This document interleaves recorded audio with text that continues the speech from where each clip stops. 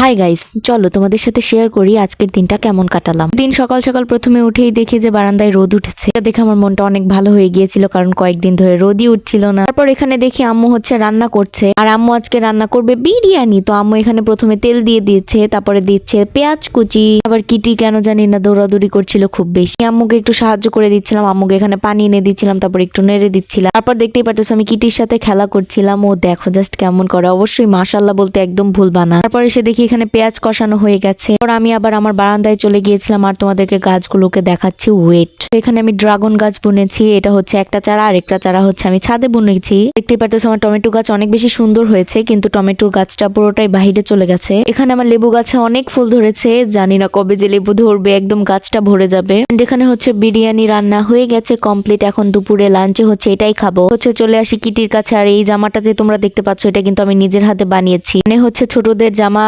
কিনে তারপরে হচ্ছে এটা আমি কেটে দিয়েছি সুন্দর করে, একদম পারফেক্ট হয়েছে। তারপর আমি খেলাম একটা আপেল, তারপর খেলাম হচ্ছে চা না খেলে তো আমার আবার মাথা ব্যথা শুরু হয়ে যায়। গাইস মেইনলি ওই কাপটা খাওয়ার পর অনেকক্ষণ পর আমি আবার নিয়ে চলে আসছি চা, আর এটা হচ্ছে আমি ড্রাই কেক দেখাচ্ছিলাম। এন্ড তোমরা দেখতেই পারতেছো আমি হচ্ছে বইয়ের উপর নামিয়ে নিয়েছি, কারণ হচ্ছে আমি স্টাডি করছিলাম, তো তখন হচ্ছে চা দিয়ে বিস্কিটটা খাচ্ছি।